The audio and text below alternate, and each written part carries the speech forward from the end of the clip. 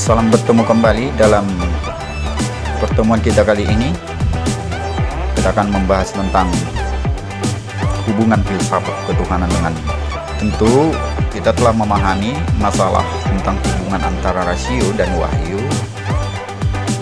merupakan suatu masalah yang sering dipersoalkan antara filsafat dan teologi, saling curiga-mencurigai yang tak jarang merugikan bagi kehidupan pencarian akan kebenaran itu sendiri.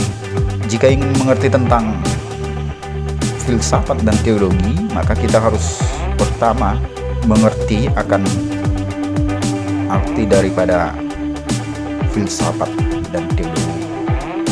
Mari kita membahas satu persatu. Yang pertama, kita akan berbicara soal filsafat. Filsafat ia berasal dari bahasa Yunani, filosofia, philein, yang artinya cinta atau mencintai, philos, pecinta, dan sophia, kebijaksanaan atau hikmah. Jadi filsafat berarti cinta akan kebijaksanaan. Jadi orang-orang yang berfilsafat adalah orang-orang yang bijak. Cinta artinya hasrat yang besar atau yang berkobar-kobar, artinya ada semangat yang sungguh-sungguh. Kebijaksanaan artinya kebenaran sejati atau kebenaran yang sesungguhnya. Jadi kita bisa menyimpulkan bahwa filsafat berarti hasrat atau keinginan yang sungguh-sungguh akan kebenaran sejati. Nah, dari situ kita kemudian akan mengerti filsafat secara umum. Itu filsafat itu adalah ilmu, meskipun bukan ilmu yang biasa, bukan seperti ilmu-ilmu yang lain, adalah yang berusaha menyelidiki hakikat segala sesuatu untuk memperoleh kebenaran. Jadi segala sesuatu itu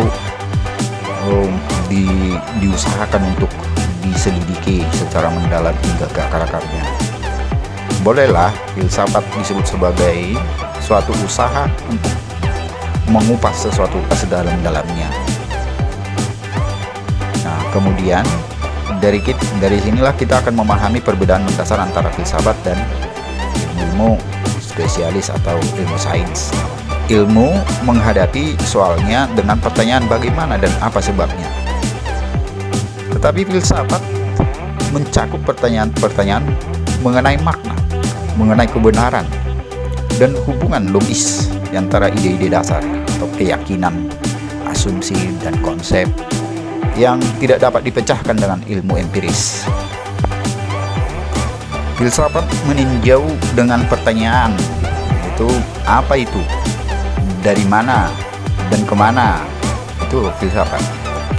Di sini orang tidak akan mencari pengetahuan sebab dan akibat dari suatu masalah. Jadi filsafat bukan bagian dari mencari sebab dan akibat seperti ilmu-ilmu yang lain, melainkan mencari tahu apa yang sebenarnya pada barang atau masalah itu, dari mana terjadinya dan kemana tujuannya. Itu filsafat. Maka jika para filsuf ditanyai mengapa A percaya akan Allah, mereka tidak akan menjawab A telah dikondisikan oleh pendidikan di sekolahnya untuk percaya kepada Allah, atau karena kebetulan sedang gelisah dan ide tentang suatu figur membuatnya tentram. Dalam hal inilah para filsuf tidak berurusan dengan sebab-sebab, melainkan dengan dasar-dasar yang mendukung atau menyangkal pendapat tentang keberadaan Allah. Seorang ahli filsafat, Socrates, berkata bahwa filsafat tugasnya bukan menjawab pertanyaan-pertanyaan yang timbul dalam kehidupan, melainkan mempersoalkan jawaban yang diberikan. Jadi kita sudah mengetahui filsafat itu seperti apa. Kemudian kita akan membahas tentang yang kedua, yaitu tentang teologi. Apa itu teologi?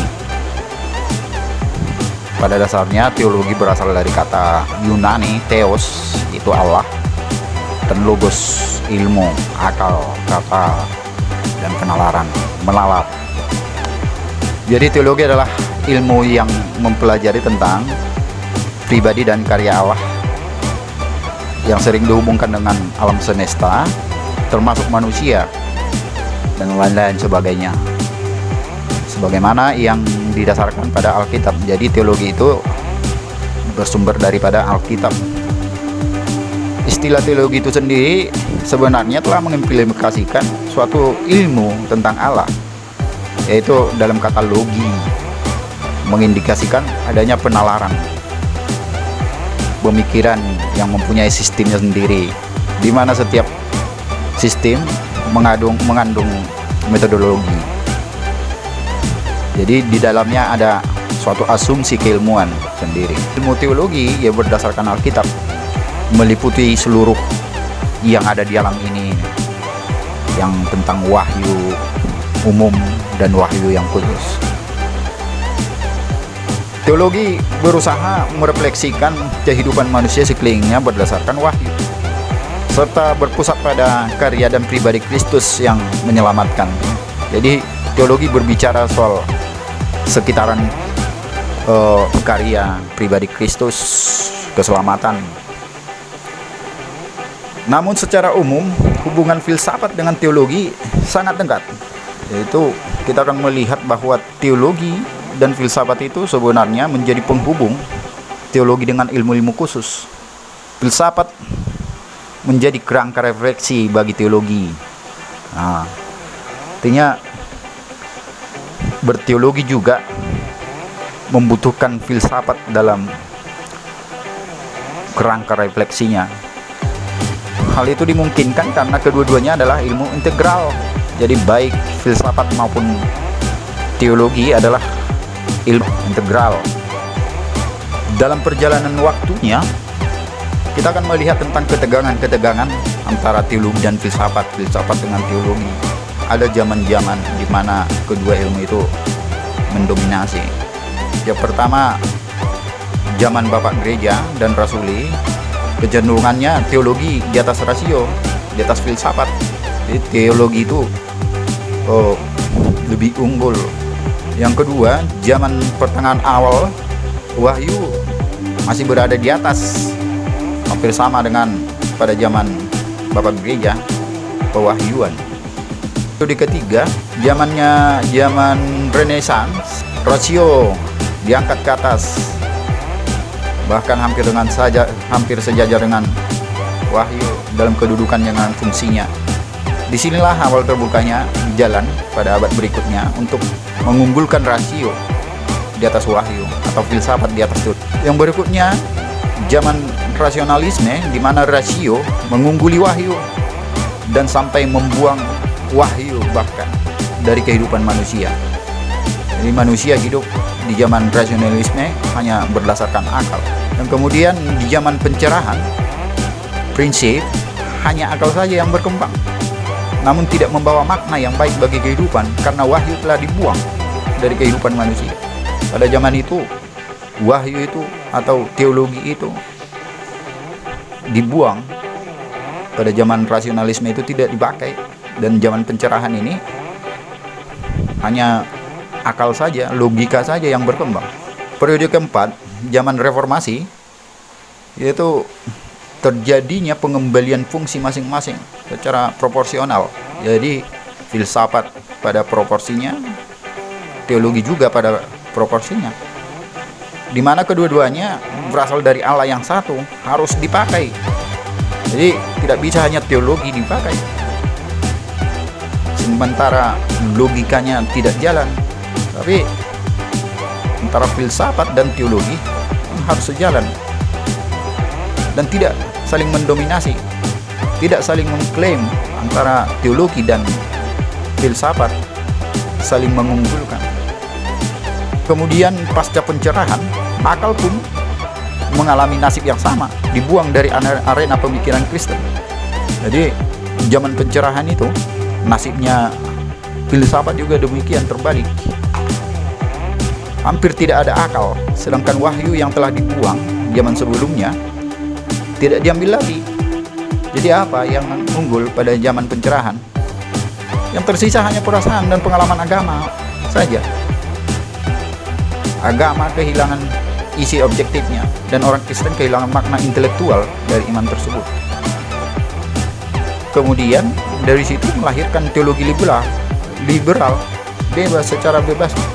Jadi zaman itu zaman teologi liberal, yang kemudian pada abad 20 ternyata perasaan pun tidak memuaskan dan tidak membawa hal-hal yang objektif yang bertanggung jawab dalam kehidupan manusia. Pada abad ini kaum Protestan konservatif mengambil kembali wahyu dan iman ortodoks berdasarkan wahyunya dengan mempertimbangkan juga akal dan perasaan cara benar berdasarkan wahyu Allah dan teologinya. Kita telah membahas di atas bahwa dari masa ke masa filsafat dan teologi memang selalu mengalami ketegangan-ketegangan. Tetapi harus disadari bahwa keduanya mencari kebenaran.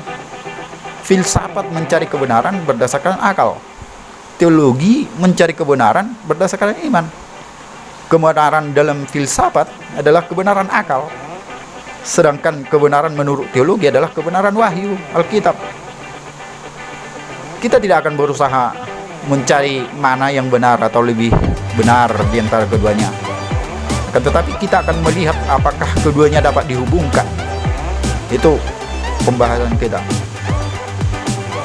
Kedudukan filsafat dalam teologi, apakah keduanya dapat bekerja sama satu dengan yang lain? Meskipun filsafat mencari kebenaran dengan akal, filsafat membantu dan memastikan arti objektif tulisan wahyu. Jadi wahyu yang ada di Alkitab atau Alkitab bisa dimengerti dengan ilmu filsafat. Filsafat menyediakan metode-metode pemikiran untuk teologi. Selain itu, filsafat adalah fungsi kritis untuk berteologi. Dalam berteologi juga kita harus kritis, di mana filsafat berfungsi memeriksa dan menguji kembali asumsi dasar suatu kepercayaan secara sistematis dan logis. Dengan demikian, filsafat akan mengguncangkan kembali asumsi kepercayaan kita dan berharap akan tiba pada kepercayaan yang sama sehingga kita semakin kuat dalam kepercayaan. Secara spesifik, filsafat berfungsi konstruktif juga bagi teologi dengan memakainya sebagai kerangka berpikir filosofis untuk mencari penyelesaian dalam masalah-masalah etis, moral, kejahatan, dan penderitaan manusia. Misalnya, seseorang mengusahakan anak dengan bayi tabung, padahal kitab suci diam 1000 bahasa tentang bayi tabung, jadi tidak ada pembahasan dalam Alkitab soal bayi tabung. Nah, filsafatlah dalam hal ini etika yang dapat merumuskan permasalahan etis sedemikian rupa sehingga agama dapat menjawabnya berdasarkan prinsip-prinsip moral, prinsip-prinsip moralitasnya sendiri. Jika demikian, apakah teologi harus sesuai dengan akal? Boleh dikatakan iya. Dan hal ini, teologi harus sesuai dengan logika yang tegas berdasarkan kriteria benar, yaitu kitab suci yang memberikan inspirasi. Nah, dengan cara menyadari keadaan serta kedudukannya masing-masing, maka antara filsafat dan teologi dapat terjalin hubungan yang harmonis dan saling mendukung. Karena semakin jelas pula bahwa seringkali pertanyaannya, fakta atau realita yang dihadapi seseorang adalah hal yang sama, namun dapat dijawab secara berbeda, sesuai dengan proporsi yang dimiliki masing-masing bidang kajian, baik itu filsafat maupun teologi. Keduanya dapat saling menunjang dalam menyelesaikan persoalan yang timbul dalam kehidupan. Nah, dari hal inilah kita dapat menyimpulkan bahwa yang pertama, secara umum dapat dikatakan bahwa filsafat tidak akan pernah membawa manusia kepada kebenaran. Itu harus dicatat. Filsafat tidak akan pernah membawa manusia kepada kebenaran. Dalam arti kata kebenaran, kebenaran yang mutlak. Kebenaran relatif dan subjektif mungkin ada, tetapi kebenaran objektif dan mutlak tidak ada. Filsuf yang berani klaim bahwa ia telah mendapat kebenaran mutlak. Dan yang kedua, teologi seseorang sesungguhnya adalah tafsiran orang itu akan Alkitab. Jadi berteologi ia menafsirkan Alkitab. Teologi atau tafsiran Alkitab manusia manapun tidak pernah dapat dibuktikan dengan benar. Teologi manusia manapun dibiaskan oleh asumsi-asumsi mulanya, oleh prasangka-prasangkanya, intuisinya, perasaannya, pengalaman-pengalamannya. Bahkan ia juga didasari oleh teori-teori, filsafat-filsafat yang dibacanya. Yang harus dicatat adalah yang mutlak benar hanyalah Allah. Kebenaran Allah adalah mutlak dan tak terbatas. Alkitab adalah firman Allah, tetapi ditulis, diteruskan, dikutip, diterjemahkan, dicetak, dan dibaca oleh manusia yang serba terbatas. Manusia yang terbatas berusaha mengerti Allah yang tak terbatas. Allah tidak dapat salah, tetapi manusia dapat salah. Yang ketiga, seorang pemikir Kristen, filsuf, ilmuwan teolog, tidak dapat menghindarkan diri dari pengaruh filsuf lain dari zaman Yunani sampai sekarang. Tetapi terutama bagi seorang teolog, hendaknya lah ia menaruh Alkitab jauh di atas filsafat-filsafat, teori-teori, serta spekulasi-spekulasi manusia. Yang keempat, ketika filsafat dinaikkan menjadi Queen of Science, harus tetap diingat bahwa teologi tetap sebagai king, yang harus dilayani juga sebagai tuan. Dan ketika filsafat fungsinya tidak pada tempatnya, maka akan membingungkan, karena filsafat hanya bisa bertanya, dan teologi menjawabnya. Teologi berfungsi sebagai pembuat keputusan dan kesimpulan yang didasarkan pada firman Allah. Jadi demikian pembahasan kita kali ini. Sampai jumpa kembali. Shalom dan terima kasih.